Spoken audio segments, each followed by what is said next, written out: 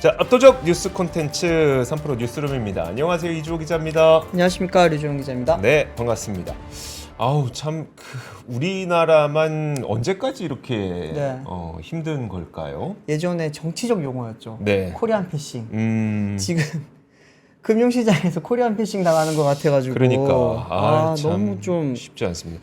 분명히 네. 우리 이제 기업에 계시는 분들 정말 열심히 하고 계시고, 우리 현업에 계시는, 지금 우리 방송 보시는 분들도 다 현업에 계시는 분들이거든요. 그렇죠. 정말 그렇죠. 열심히 살고 있는데 네. 우리는 진짜 열심히 하는 것 같은데 왜 이런지가 참 여러 가지 고민이 됩니다. 네. 자, 어쨌든 이제 제가 오늘 첫 번째로 전해드릴 내용은 사실 시장의 움직임과는 별개로 네.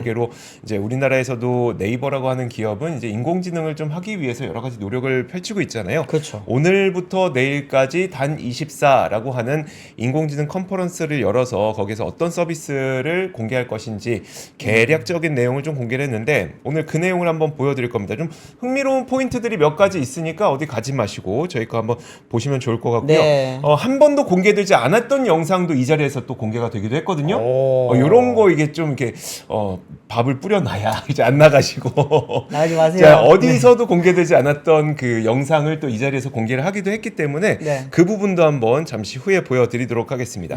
일단 오늘 그 네이버가 공개한 내용의 그 핵심은 뭐였었냐면 온 서비스 AI라고 해서, 우리가 온 디바이스 AI라는 이야기는 많이 들어봤었잖아요. 그렇죠. 근데 네이버라고 하는 기업이 이 플랫폼 기업이다 보니까 디바이스를 들고 있지는 않고 네. 결국 온 디바이스가 아닌 온 서비스 AI라고 해서 본인들이 제공하는 모든 서비스에 인공지능을 접목하겠다라는 계획을 오늘 발표를 한 겁니다. 네. 그래서 그림 한번 보시면은, 그러니까 지금 뭐 요거는 AI 브리핑이라고 해서 우리가 흔히 GPT라든지 아니면 뭐 퍼플렉시티라든지 이런 데서 볼 수 있는 그런 것들을 얘기하는 건데, AI 브리핑을 하면은 뭐 네이버에 있는 블로그, 네이버에 있는 카페, 뭐 평점, 뭐 플레이스 여행, 이런 것들을 합쳐서 우리가 답변을 만들어 주니까 정확하게 답변을 할 수 있고 할루시네이션이 없다, 뭐 이런 얘기들을 하고 있습니다. 그런데 오늘 제가 먼저 총평부터 한번 내려보자면, 진짜 수많은 서비스들의 설명을 했거든요. 네.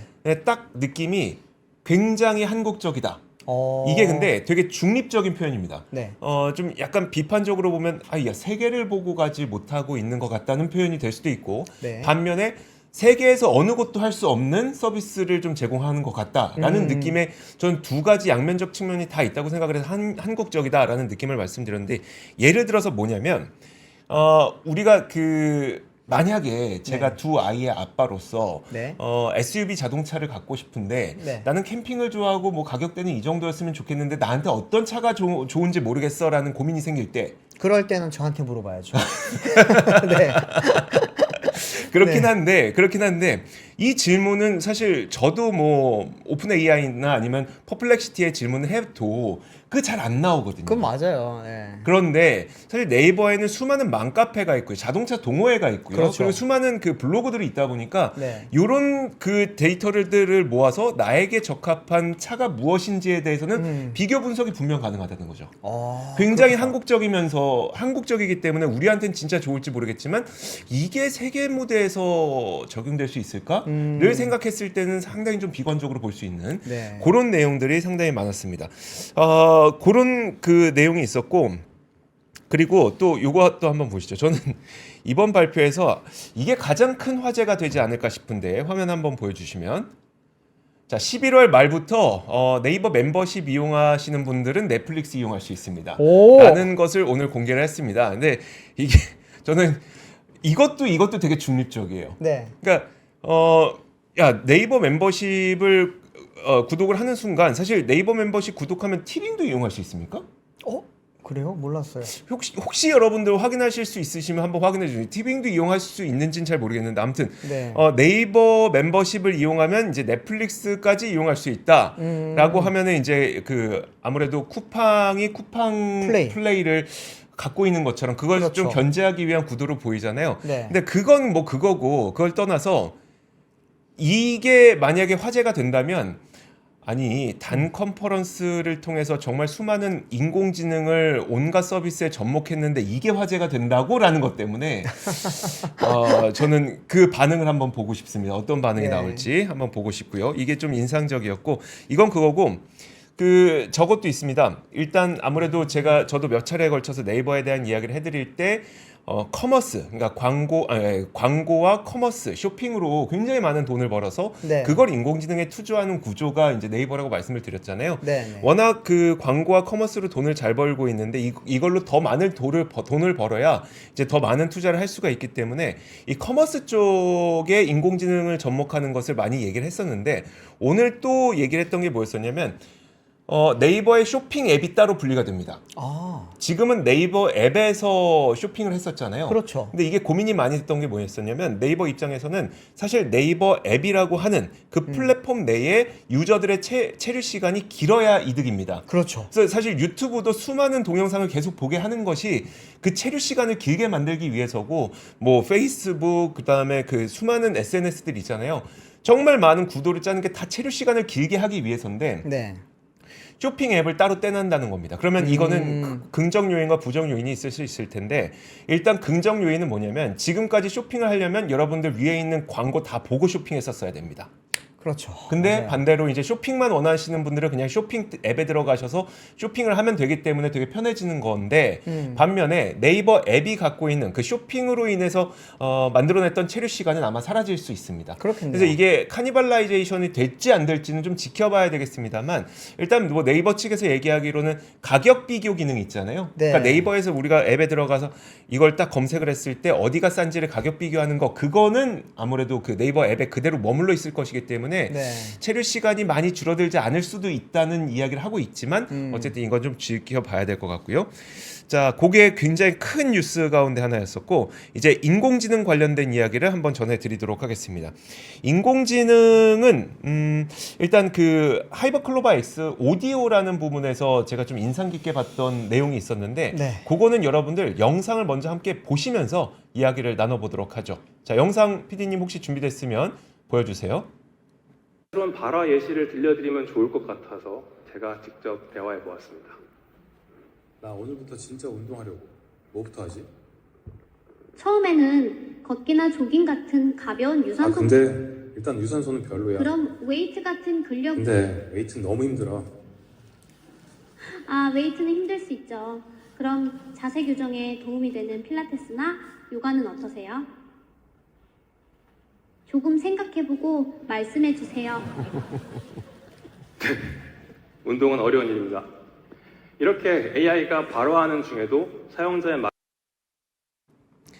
뭔지 보셨어요? 네, 뭐 운동 관련된 거 물어본 것 같은데. 아, 근데 그 네. 몇 가지 포인트가 있는데 이제 그 성나코 분이 있잖아요. 네. 그분이 이제 얘기를 하는데 나 오늘 이번에 운동할 건데 그랬더니 웨이트를 그 유산소를 추천해요. 그랬더니 바로 말을 끊고 나 유산소 힘들어서 싫어. 그랬더니 그러면 웨이트를 추천해요라는 말이 끝나기도 전에 성나코 그 연구위원이 이제 나는 너무 힘들어 무거운 거 너무 힘들어라고 하니까 인공지능이 웃습니다. 네. 웃는 거 못 들으셨어요? 아, 저는 사람이 웃는 건 줄 알았는데. 그 인공지능이 하하하 그렇다면 하면서 얘기를 하고요. 네. 그다음에 맨 마지막에 그럼 그 필라테스나 이런 건 어떠신가요?라고 했더니 대답을 안 해요. 답변자가 대답을 안 해요. 맞아요. 그랬더니 잠시 기다렸다가 조금 더 생각해 보시고 대답해 주세요라고 얘기를 합니다. 그러니까 이걸 뭘 보여드리고 싶은 거냐면 여기서 딱 했던 얘기가 비언어적 음성 정보를 이해하고 생성할 수 있는. 그 컨텍스트를 이해한다는 그런 말이네요. 그렇죠. 네. 그냥 문장과 단어 키워드를 이해하는 것이 아니라 그 문장이 함유하고 있는 유저의 느낌까지 이해할 수 있는 뭐 어떤 그 텀이라든지 네. 아니면 계속 이제 말을 끊는 그런 행위라든지 그렇죠. 이런 것들까지 이해를 할 수 있는 인공지능 클로바 X를 오디오로 오늘 소개를 했습니다. 그래서 네네. 이거는 사실 우리가 네이버에서 이미 케어콜이라고 해서 어르신들 이제 독거노인이라든지 아니면 혼자 계시는 분들에게 안부 전화하는 그런 서비스를 지금 진행을 하고 있는데 네네. 그런 부분에서 만약에 이제 그 상대방의 그런 마음들까지 좀 이해를 할 수 있는 그런 반응이 좀 나오게 된다면 이건 좀 응용이 가능하지 않을까라는 게 좀 특이했었고요. 네네. 또 한 가지가 저 공간지능 있잖아요. 공간지능. 공간지능이라고 여러분들 들어보셨나요? 그 우리가 지금까지 이용하고 있는 수많은 인공지능들은 대부분 텍스트로 표시된 겁니다. 그렇죠. 그렇죠. 그리고 그림으로 표시된 거고 영상으로 표시된 겁니다. 그렇다 보니까 우리가 화면 속으로 볼 수 있는 건데 사실 인공지능이라고 하는 것이 훨씬 더 발전을 해서 이게 자율주행이 되고 로봇이 되고 하려면 수많은 우리 현실에 있는 데이터들을 다 접목을 시켜야 되거든요. 네. 그럼 여기에 이 노트북이 있는지 없는지 여기에 마이크가 있는지 없는지를 알아야 로봇가 움직일 때 이걸 피하고 이걸 판단하고 할 거 아닙니까? 그렇죠. 그래서 물리적인 데이터가 굉장히 중요한데 그 물리적인 데이터를 하나의 디지털 트윈으로 만드는 그 내용을 이번에 보여줬고요. 그리고 제가 한 번도 공개되지 않았던 영상이 뭐였는지는 지금 바로 말씀드리도록 하겠습니다. 사우디에서 디지털 트윈 프로젝트를 지금 진행하고 있잖아요. 그게 네. 어떻게 진행되는지는 한 번도 영상으로 공개된 적이 없었는데 이번 행사에서 그게 공개됐거든요. 그 영상도 함께 보고 가시죠. 많이 접하셨겠지만 실제 영상은 처음으로 공개합니다. 사우디아라비아의 디지털 트윈 플랫폼 사업도 지금 보시는 바와 같이 아주 멋지게 진행되고 있습니다. 지금 보시는 화면은 가상의 제다시의 홍수 시뮬레이션을 하는 모습입니다. 이어서는 메디나의 3차원 도시 모델이고 이 가상의 모델을 가지고 도시의 여러 행정적인 문제들을 시뮬레이션합니다.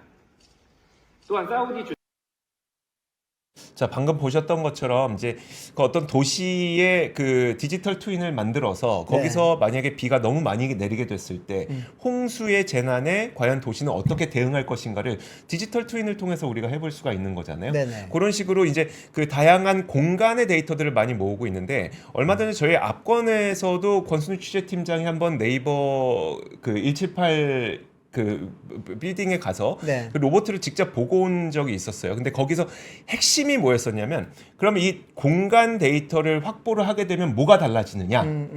공간 데이터를 확보하게 되면 로봇의 가격이 훅 떨어진다는 겁니다. 그러니까 왜냐하면 우리가 공간 데이터라는 게 존재하지 않을 때에는 로봇이라든지 자율주행 차량이라든지 모든 그 움직이는 모빌리티에 네. 라이다나 수많은 센서들이 붙어야 되잖아요. 그렇죠. 하지만 반대로 공간 데이터가 그러니까 수많은 공간 데이터가 다 저장이 되어 있고 그 데이터가 서버에 저장되어 있을 때에는 로봇 자체가 가져야 될 센서는 되게 적어지는 겁니다.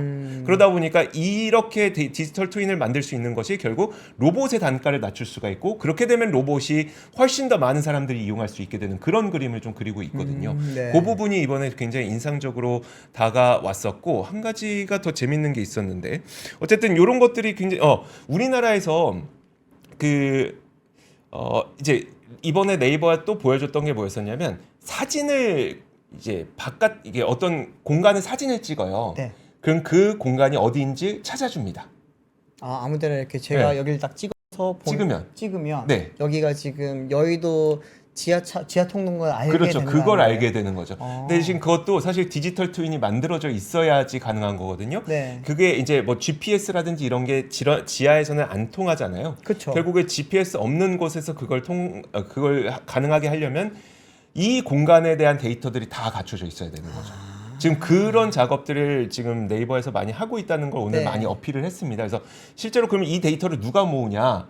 이런 그 차가 지나갈 수 없는 장소는 사람이 백팩을 메고 거기 라이다 달린 장치 있으니까 그거 메고 이제 가서 네. 데이터 다 모으는 거고 도로는 이제 차량들이 데이터를 이제 다 확보를 하고 있고 이런 식으로 지금 하고 있어서 그 예를 들어 놀이공원 같은 데 가잖아요. 놀이공원에서 내비게이션을 쓸 수 있습니다. 지금 뭐 롯데월드나 이런 곳에 그 데이터를 이제 확보해 놓은 거를 시연을 해줬는데 그러면 네. 이제 놀이공원 가면 사실 어디에 뭐 있는지 찾기 힘들잖아요. 맞아요. 그럼 그거 AR로 찍고 이렇게 나 이번에 청룡열차 요즘에 없지만 청룡열차 타고 가고 싶어. 그러면은 AR로 이제 핸드폰 보고 이제 내비게이션 따라서 가면은 거기 네. 청룡열차 있고 그런 식으로 이런 것들이 가능해지기 때문에 네. 저는 이제 얘네가 뭘 하고 있다 이런 것보다도 이제 앞으로는 공간 데이터가 굉장히 중요해지고 이 공간 데이터를 어떻게 획득하는지가 정말 큰 힘이 될 것 같다라는 이야기를 좀 전해드릴 수 있을 것 같습니다. 제가 이야기를 듣다 보니까 네이버가 거리뷰 잘하잖아요. 네. 거리뷰를 지금 막 원래는 도로에만 했거든요. 네. 도로에만 하다가 어느 순간부터는 랜드마크가 되는 아파트 그리고 이제 아까도 말씀하셨지만 랜드마크가 되는 그런 건물이라든지 네. 놀이공원 같은 데서 그러니까 사람들이 백팩 메고 돌아다닌다고 했잖아요. 네. 그렇게 해서 거리뷰 정보를 모은 게 단순히 그냥 길 찾기가 아니라 이게 AI를 학습하는 거였네요. 네, 그러면은. 그렇죠. 아, 저는 왜 그렇게 거기에 돈을 많이 쓰나 사실 생각을 했거든요. 그렇죠. 이제 거기에다가 만약에 디지털 트윈이 되면은 거기에 뭐 예를 들어 가게의 정보들이 또 이제 있잖아요. 근데 또 네이버에는 그 카페라든지 가게에 대한 수많은 리뷰들이 있으니까 네. 그런 것들을 또 올릴 수 있는 것도. 음. 그러니까 네이버 랩스에서는 정보를 그러니까 네이버 랩스에서는 개발을 하고 네. 그다음에 그 서비스들은 각각의 이제 서비스단에서 이용을 하고 네. 그런 식으로 좀 발전해 나갈 수 있는 그림을 그리고 있었다는 게 참 인상 깊었습니다. 그래서 사실 오늘 그 이 행사가 있고 나서 삼성증권에서 보니까 목표가를 상향을 했더라고요. 사실 근데 요걸 보면은 광고와 쇼핑으로 돈을 잘 버는 건 너무나도 명확한데 네. 네이버가 지금까지 그 어떤 밸류에이션을 제대로 못 받고 있었던 데에는 인공지능과 관련된 청사진이 잘 안 보였기 때문이잖아요. 맞아요. 사실 오늘 이 내용만으로 인공지능 청사진이 다 보인 건 아니기 때문에 네. 저는 조금 더 기다려봐야 되지 않을까라는 생각이 좀 듭니다. 하나 좀 우려되는 점은 네. 워낙에 학습하고 추론하고 이제 서비스를 내보내기 위해서는 비용이 굉장히 많이 발생할 텐데 그렇죠. 그 부분에 대해서는 또 어떻게 또 수익성을 가져갈지도 조금 네. 지켜봐야 될 것 같네요. 그러니까요. 네.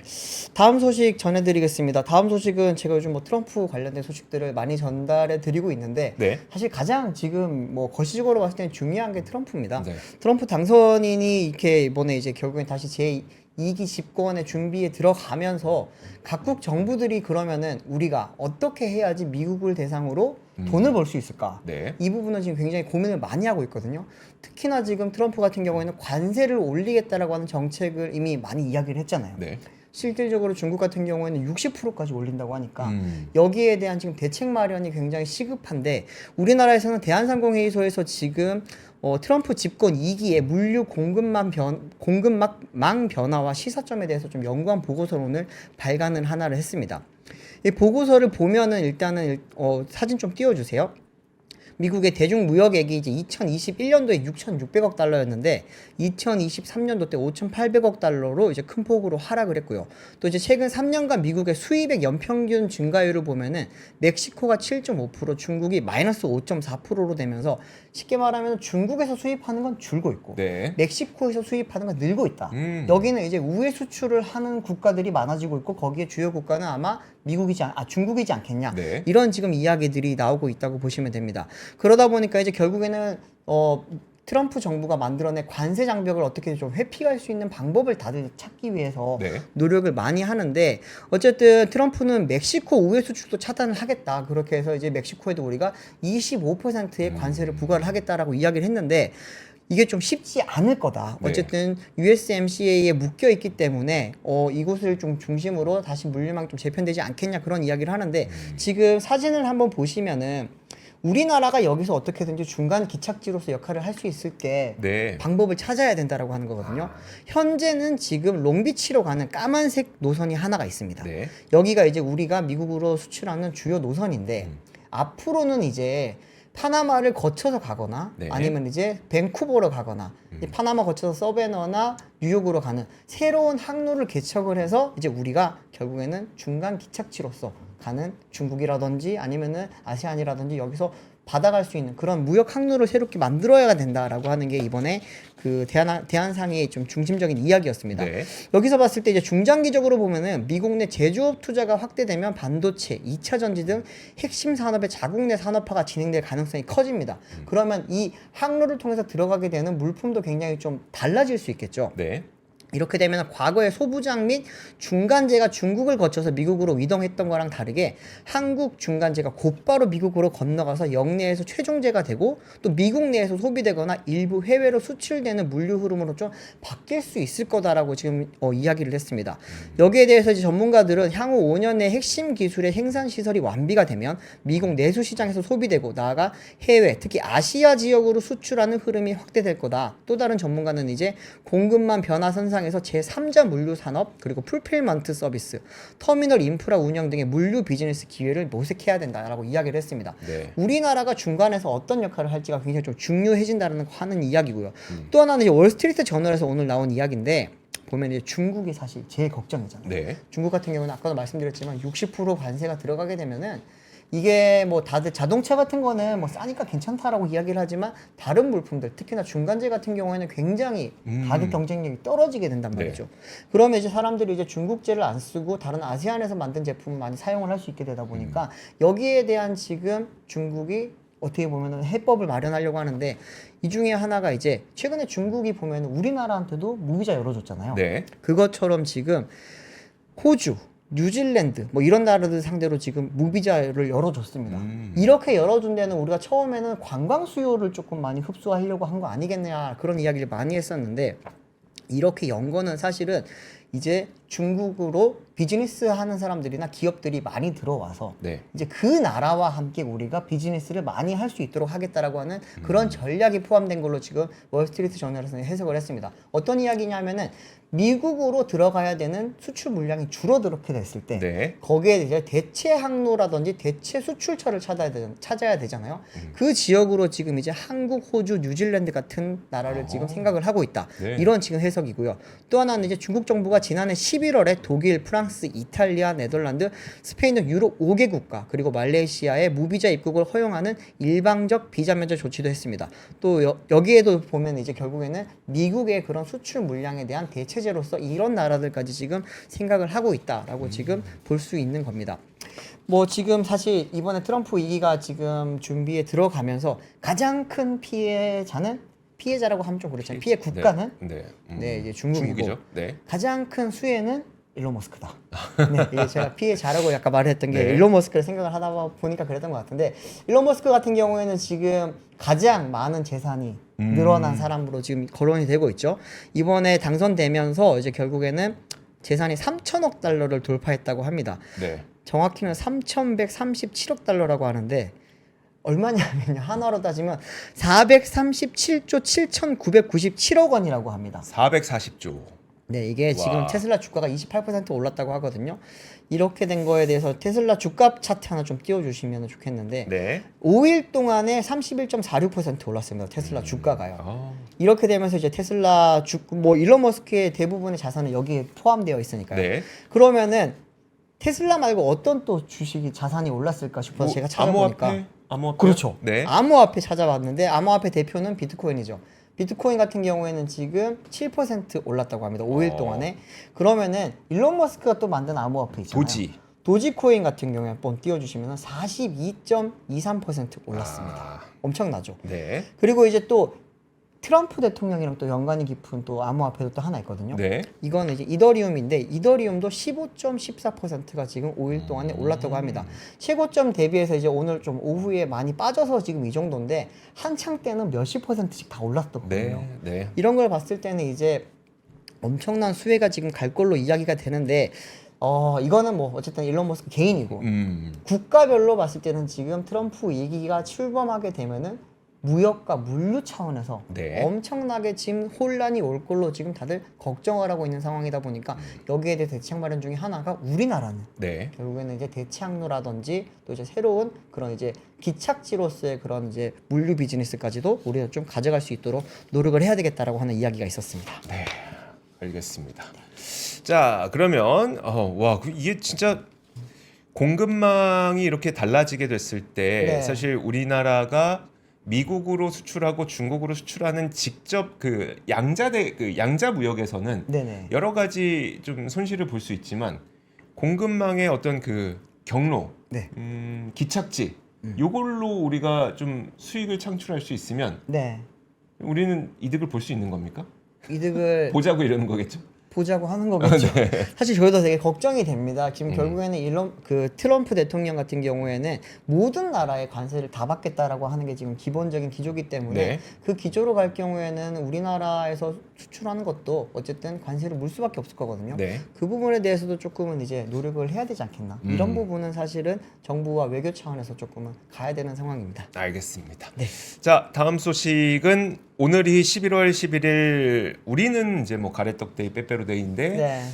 이제 중국은 또 광군절입니다. 아, 그렇죠. 그래서 근데 이 광군제에서 좀 소비가 많이 이루어졌으면 좋겠다고 하는 바람은 다들 갖고 계실 것 같습니다. 네. 왜냐하면 뭐 아무리 미우나 고우나 중국이 좀 회복이 돼줘야 우리나라의 네. 중간제도 들어가고 우리나라의 뭐 그 소비재도 들어가고 하는 거기 때문에 중국이 좀 소비를 좀 해줬으면 좋겠는데 일단 그 중국 내부에서도 워낙 오랫동안 디플레이션이 계속 골머리를 썩히고 있다 보니까 중국 내부에서도 관군제가 딱 시작되자마자부터 자 지금 쇼핑 붐이 일어나고 있습니다라고 하는 관영 매체들의 네. 보도가 엄청나게 나오고 있습니다. 그러니까 이런 식으로 물꼬를 좀 터주는 거죠. 그래야 소비자들이 남들도 다 산다고 그럼 나도 한번 사볼까? 뭐 이런 식의 이제 기대 효과를 갖고 있는 건데 네. 신화통신에 따르면 지난 8일 기준으로 총 2,025만 7천 명의 소비자가 냉장고, 세탁기, TV 8종의 가전제품 3,045만 8천 대를 구입했다라고 얘기를 했습니다. 그러면서 누적 매출액으로 보면 약 우리나라 돈으로 26조 7천억 원 정도를 샀다라는 이야기를 중국의 관영 매체에서 보도를 하고 있는 겁니다. 이건 결국 중국 정부가 지금 주도하고 있는 이구환신 있잖아요. 네. 옛날 거 버리고 새 거 사면은 보조금 줄게라고 하는 이구환신 정책의 힘에 따라서 이런 것들이 일어나게 나고 있는데 저는 그것보다도 이제 우리나라에서도 직접적으로 이런 것들이 좀 느껴지고 있는 것 같습니다. 왜냐하면 알리익스프레스에서 또 하나의 어떤 이걸 이벤트라고 하나요? 이벤트가 또 준비가 됐는데 현금 1억 원을 나눠주는 그런 이벤트가 또 시작이 됐습니다. 지난해에도 좀 제가 기억이 가물가물하긴 한데 네. 수백 명한테 한 100만 원씩 쏜 일이 있지 않았었나요? 있었어요. 그때 알리 공식 국내 진출할 네네. 때 그때 무슨 뭐 럭키박스 같은 거였죠. 그러니까요. 뭐 그냥 돈을 그냥 뿌렸죠. 돈 막 뿌렸었죠. 그래서 네. 뭐 여러 사람들한테 막 진짜 100만 원씩 뿌려서 네. 실제 인증 글이 올라오기도 했었죠. 맞아요, 제가 맞아요. 뭐 이것저것 적어서 다 사서 110만 원어치 샀는데 저는 10만 원밖에 안 냈어요. 뭐 이런 인증 글도 올라오곤 했었는데 네. 이번에는 뭐 1억 원 현금 래플 이벤트라고 합니다. 이거 홍보해드리고 싶은 건 아니고 돈의 잔치가 또 다시 시작이 됐다라고 하는 거고요. 네. 그러다 보니까 직구 때문에 관세청이 굉장히 바빠지고 있는데.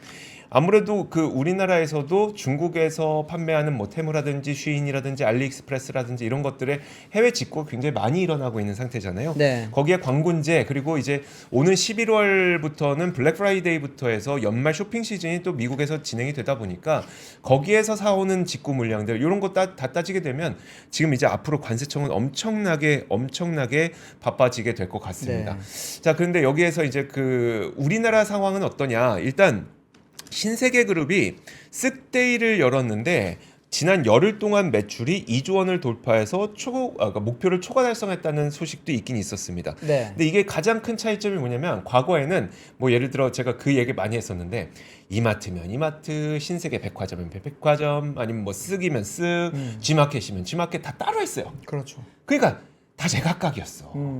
이게 모이질 않았단 말이에요. 근데 이번에는 신세계가 최근에 구조 조정을 굉장히 많이 하고 있죠. 그렇죠. 그러니까 그룹도 네. 나눴고 그리고 그 유통 구조 자체도 과거에는 이제 뭐 마트면 마트, 뭐 SSM이면 SSM 이렇게 다 따로 나눠서 했었는데 네. 그 유통 구조 자체를 좀 일원화하고 있는 그런 모습도 있거든요. 그래서 이번에는 계열사별로 진행하던 행사를 하나로 묶어서 했기 때문에 좀 많은 분들이 혜택을 보시지 않았을까. 그 덕분에 생각보다 많은 사람들이 물건을 샀다라고 하는 겁니다.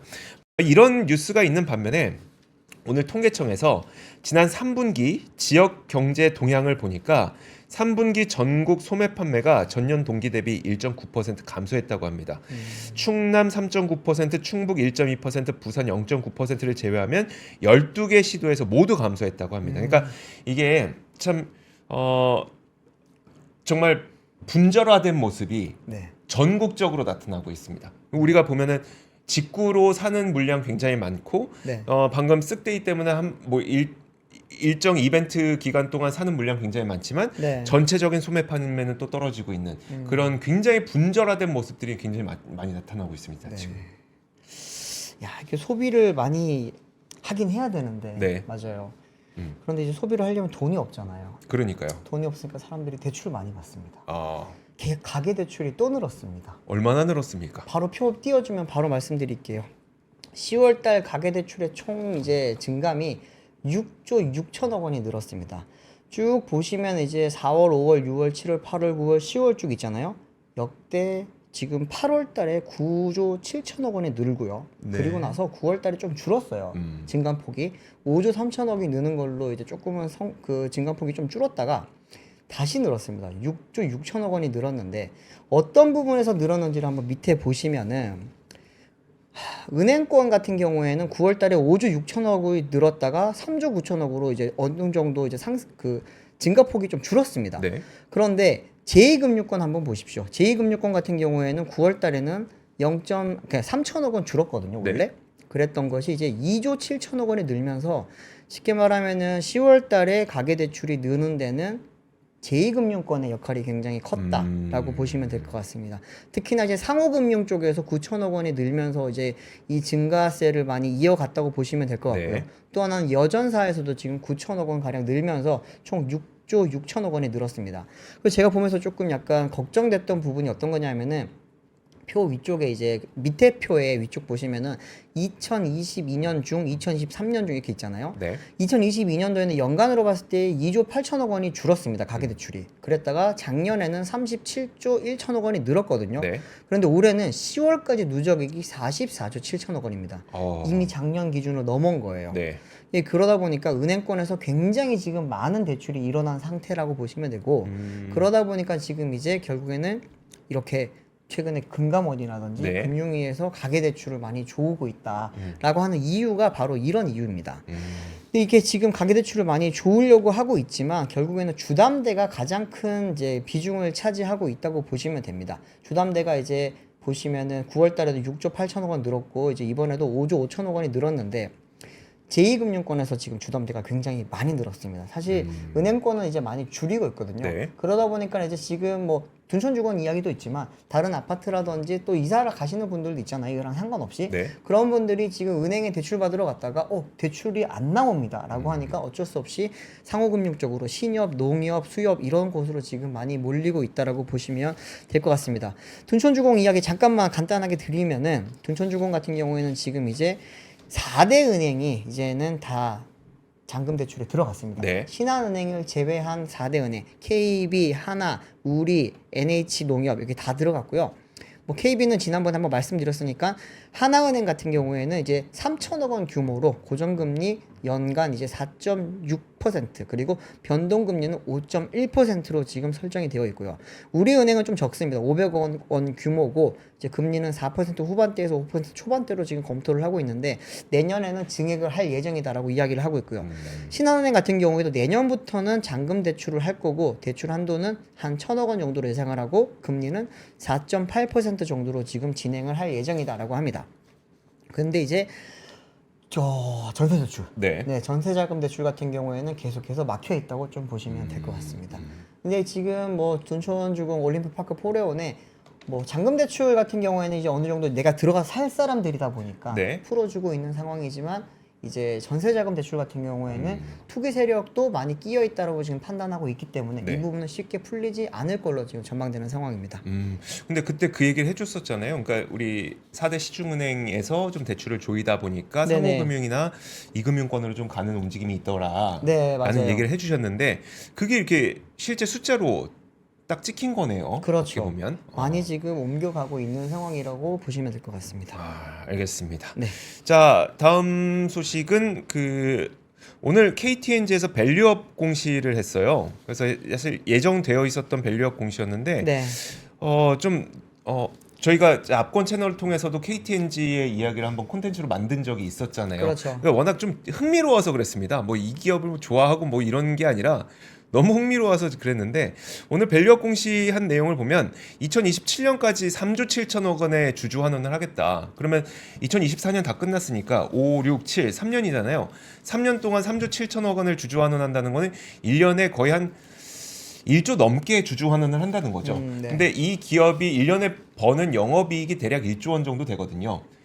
버는 돈만큼 그냥 다 돌려주겠다. 뭘 먹고 사나요? 버는 돈만큼 네. 돌려주겠다. 그리고 또 이제 1조 원 정도의 그 금액은 성장에 투자하겠다.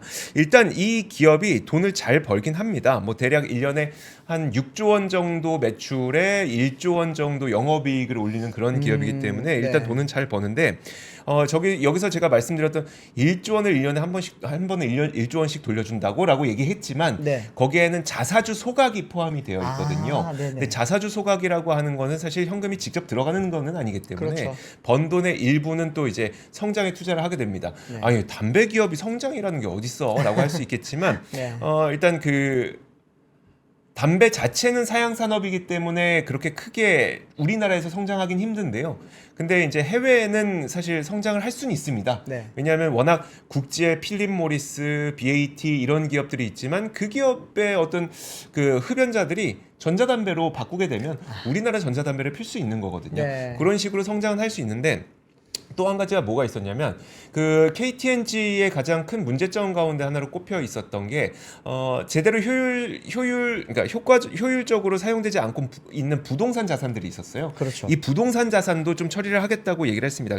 구체적으로 뭐 팔고 이런 건 아니고 그 비효율적으로 운영되고 있는 부동산 자산에 대해서 우리가 앞으로 효율적으로 운영하도록 하겠다라고 했으니까 이 부분에서 나오는 돈들도 우리가 성장에 투자하겠다라고 했는데 여기서 말하는 성장에 투자하는 거는 일단 첫 번째 그 전자담배, 네. 그다음에 두 번째로 이 수익성을 좀 높이기 위해서 해외 공장 짓는 거 이런 부분에 또 투자하겠다고 얘기를 했으니까 이런 부분들이 이제 과연 얼마나 KT&G의 밸류를 정말 가치를 끌어올리는지 저는 사실 근데 이런 내용을 소개해드리는 이유가 뭐냐면 밸류업의 어떤 그 모습들은 굉장히 다양하게 표현이 되잖아요. 근데 아무래도 정말 KT&G는 진짜 극단적으로 막 그 기술 기업처럼 성장하는 기업은 아니에요. 그렇죠. 성장하는 산업도 아니고. 성장하는 산업도 아니고 그러면 이 기업이 어떻게 자신의 가치를 올리는지를 한번 보면 우리는 이런 기업들이 밸류를 올릴 때는 이런 방법을 쓰는구나 라는 힌트를 얻을 수가 있고 사실 우리가 성장하는 기업들이 자신의 밸류를 올리는 방법은 많이 봤죠. 그렇죠. 더 많은 매출 그리고 더 많은 인수합 비용 이런 건데